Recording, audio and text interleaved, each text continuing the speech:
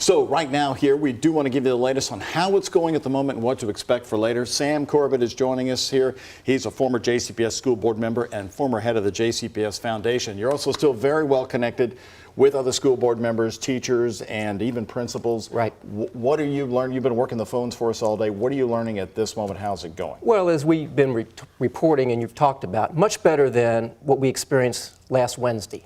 But clearly we've got some issues, some challenges. The communications breakdown seems to not be totally solved because, as you were talking, potentially students have been released early and parents didn't necessarily know they were going to be at the bus stop or be released early. So still got some challenges, and it's only, what, 5 o'clock? So. JCPS telling us that they didn't really do early dismissals, but we were at several schools where they were letting out 20 minutes early. What are your sources telling you? Well, what are you hearing? I'm hearing the same thing, Doug, that certain schools were letting kids go a little bit early. And in some cases, parents being unaware of that. Is this the redo JCPS needed, though, today? I know it's not the real test. That comes Monday. Right.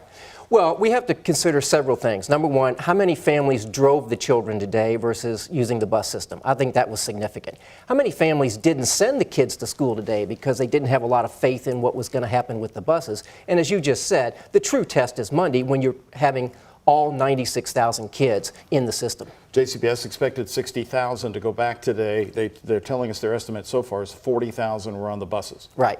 And so obviously the balance were either walkers or car drivers or whatever. Okay, so the bugs that need to be worked out over the weekend, what are they? Well, they need to refine the communication system. They've talked about this app that they're going to use, which I think at this point is only available to school people, but ultimately will be available for parents. That could be critical to know where the bus is, so you have some sense of where your child is. And continue to do the kinds of things that they have been doing with the fact that you've got all 96,000 kids.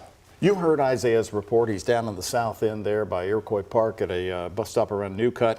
The children there dropped off a little bit before 5, about right. 4:50, got out just after 3 o'clock. What's your review on that return? Well, I mean, if you look at this as really a first day of school, then that's not bad. The challenge is, what expectation do families and parents have after what happened last week? I mean, Dr. Polio clearly laid out they made some mistakes. They were going to solve as best they could those problems. So what's fair? An hour late, an hour and a half? That's the key point. Well, okay, let's talk about the late dismissal, the late drop-off tonight.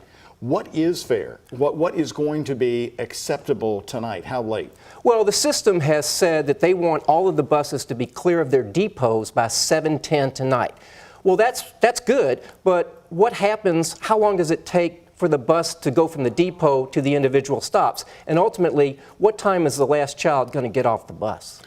So we don't expect a 9:58 tonight? No, clearly we don't. But is 8 o'clock acceptable? Is 7:30 acceptable? I mean, who knows? Well, normal back to school. Right. We sit here on the evenings, and I've done 36 of these right. back to schools, and normally it's 7:30, sometimes right. quarter to late on a regular back to school. Right. Which people expect. But after what happened last Wednesday, the expectation is much higher than it was. I'm interested in your thoughts. You watched Dr. Marty Polio's news conference last week. Do you expect him to be in that job next year?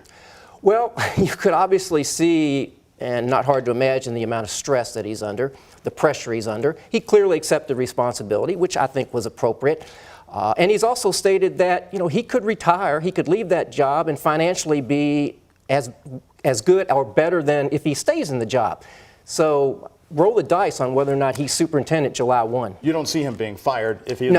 Clearly, no. I think the board is frustrated. You heard that the other night. But no, I have no sense that anybody's talking about letting the superintendent go. What about transportation director and others? Well, I mean, ultimately, is anybody going to be accountable? And the ultimate accountability would be you no longer have your job. All right. Sam Corbett, thank you very much following the return to school for us. And we'll be also watching this again tonight on the night team at 11. Thank you, Sam. My pleasure.